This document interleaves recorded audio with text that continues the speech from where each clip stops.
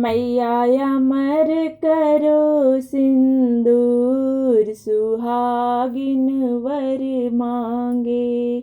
मैया अमर करो सिंदूर, सुहागिन वर मांगे।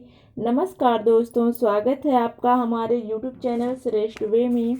आज हम इस वीडियो में जानेंगे कि हर सुहागिन स्त्री को अपने मंगलसूत्र के द्वारा ये 9 गलतियां कभी नहीं करना चाहिए। अगर आप ये गलतियां करती थी तो आज से ही ये छोड़ दीजिए कि अपने मंगलसूत्र के द्वारा ये 9 गलतियां कभी मत करिएगा। इस बात को आप नोट कर लीजिएगा। तो चलिए हम वीडियो को शुरू करते हैं। अगर आपको ये मेरा वीडियो पसंद आए तो एक लाइक जरूर कर दीजिएगा, मेरे चैनल को सब्सक्राइब कर दीजिएगा, बेल आइकन जरूर प्रेस करिएगा, कमेंट में जय माता दी जरूर लिखिएगा। तो चलिए हम वीडियो को शुरू करते हैं। हर सुहागिन स्त्री अपने गले में मंगलसूत्र धारण करती है। अपने प्यार की, पति की और निशानी समझ के अपने पति की लंबी आयु के लिए हर सुहागिन स्त्री अपने मंगल यानी अपने गले में मंगलसूत्र जरूर धारण करती है। मंगलसूत्र का मतलब होता है कि मंगल और सूत्र, जो कि हम अपने पति को अपने प्यार में, अपने जीवन में उनको सदैव बांध के रखते हैं। यानी मंगल में शुभ होता है, मंगल में शुभ होता है। सूत्र में तो आप सभी को पता है कि धागा होता है, जो हम शुभ तरीके से, उत्तम तरीके से अपने पति को जोड़े रखते हैं, हमेशा बांध के रखते हैं। मंगलसूत्र की तरह हमेशा अपने पति को हम मोतियों की तरफ पिरोए हुए अपने प्यार से उनको अपने जीवन में बांध कर रखते हैं। इसलिए हर सुहागिन स्त्री मंगलसूत्र जरूर पहनती है और हर सुहागिन स्त्री को मंगलसूत्र तो जरूर पहनना चाहिए, चाहे वो छोटा में पहने चाहे वो बड़ा में पहने, लेकिन अपने गले को कभी खाली ना रखे। तो चलिए हम जान लेते हैं कि पहला हमारा वो गलती कौन सा है जो हर सुहागिन स्त्री को नहीं करना चाहिए।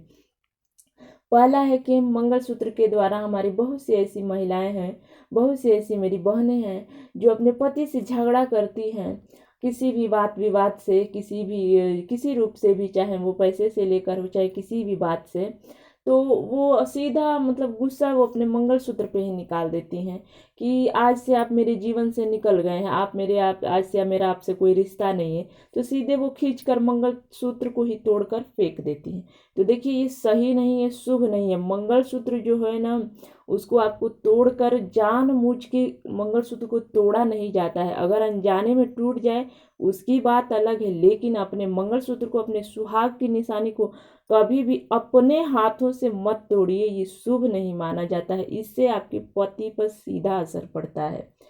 तो इसलिए भूल कर भी मेरी बहनें, चाहे जितना भी आप अपने पति से गुस्सा रहिए, देखिए गुस्से में हर काम जो होता है गलत ही होता है। गुस्सा जो होता है अपने आप को खाता है, तो इसलिए गुस्से को थोड़ा कंट्रोल करिए।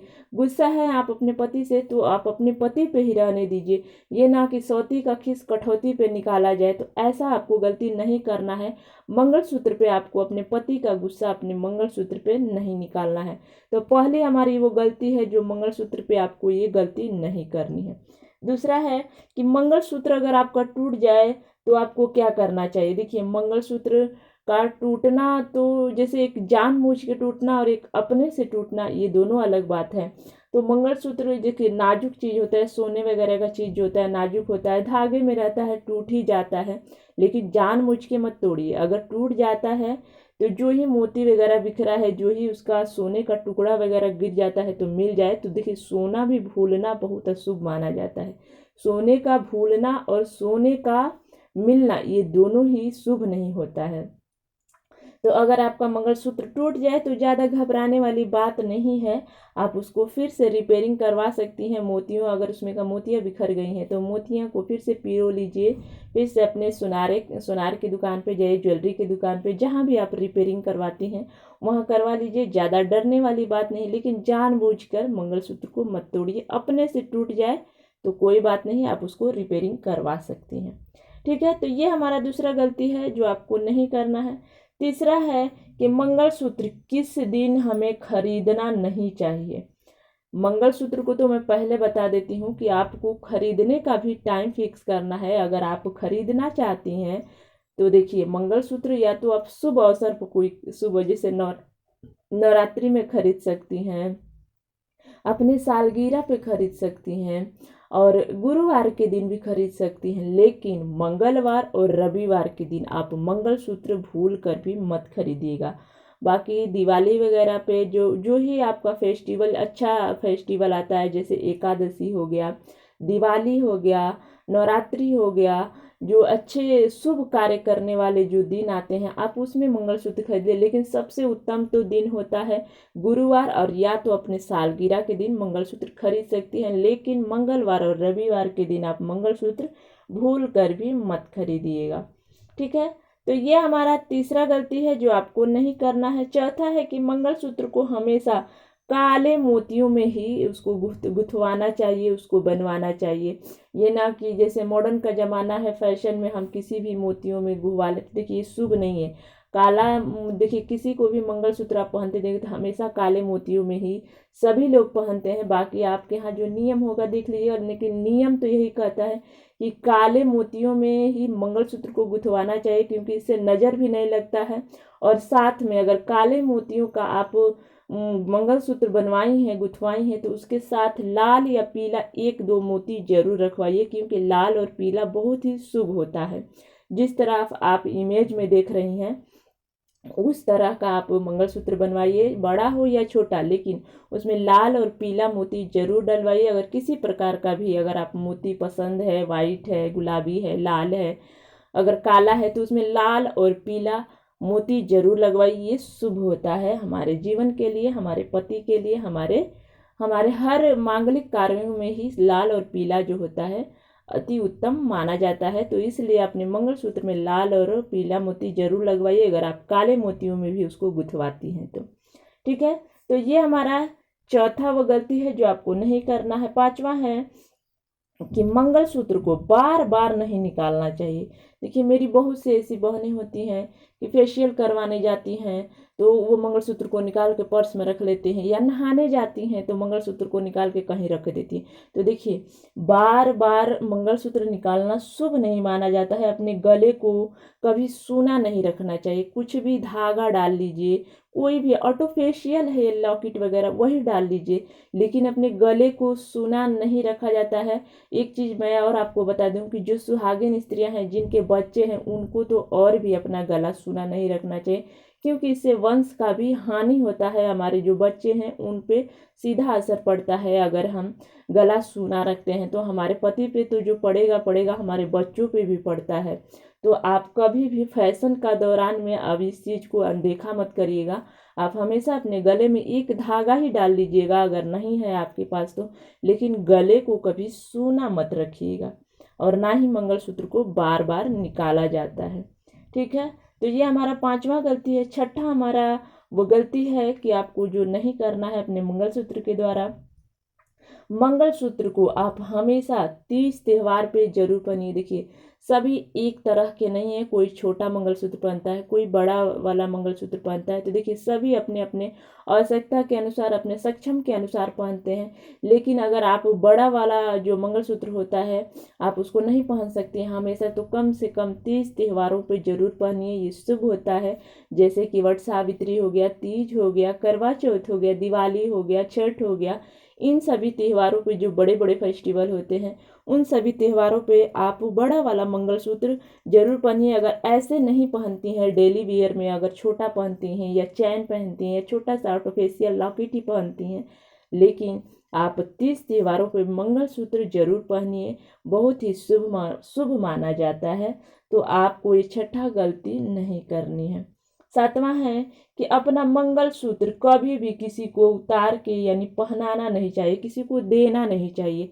जैसे कि मान लीजिए आपकी बहन है, भाभी है, कोई भी ऐसे सदस्य ने अगर कह दे कि आपका मंगलसूत्र बहुत ही सुंदर लग रहा है, अच्छा है, हमें आज त्यौहार जैसे त्यौहार है दे दीजिए, या हमें कहीं पार्टी में जाना है, फंक्शन में जाना है, दे दीजिए कुछ देर के लिए, तो ये गलती आपको भूल कर भी नहीं करना है।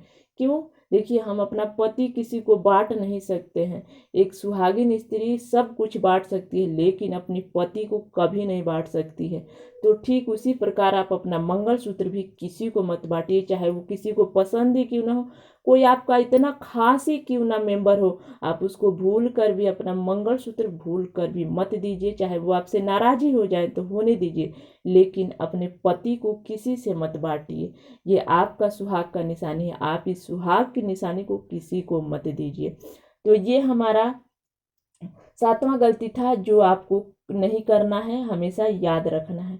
8वां है कि मंगलसूत्र को अगर गलती से भी पैर लग जाए, अगर मान लीजिए आपने उतार के कहीं रखा है, अगर वो गिर जाता है, आपसे पैर लग जाता है, तो उसको तुरंत प्रणाम करिए, क्योंकि वो हमारे सुहाग का निशानी और हम सुहाग को अपने पैर से रौंदे हैं यानी छुला दिए हैं। तो इसलिए आप हमेशा अगर पैर से लग जाए कभी भी, कहीं भी रास्ते में कहीं भी जाते हैं, अगर गिर गया है, मान लीजिए आपके गले से ही गिर गया है नीचे, पैर लगे, तो तुरंत उठाकर उसको प्रणाम करिए।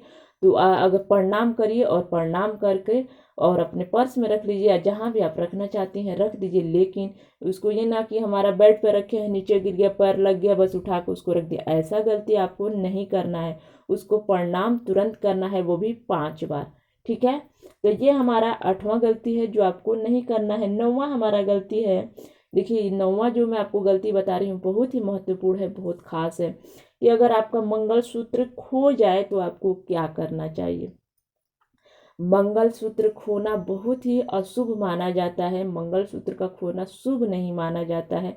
जैसे कि मैंने बताया है कि सोना चांदी गुमना और मिलना ये दोनों ही शुभ नहीं माना जाता है, बहुत ही अशुभ माना जाता है।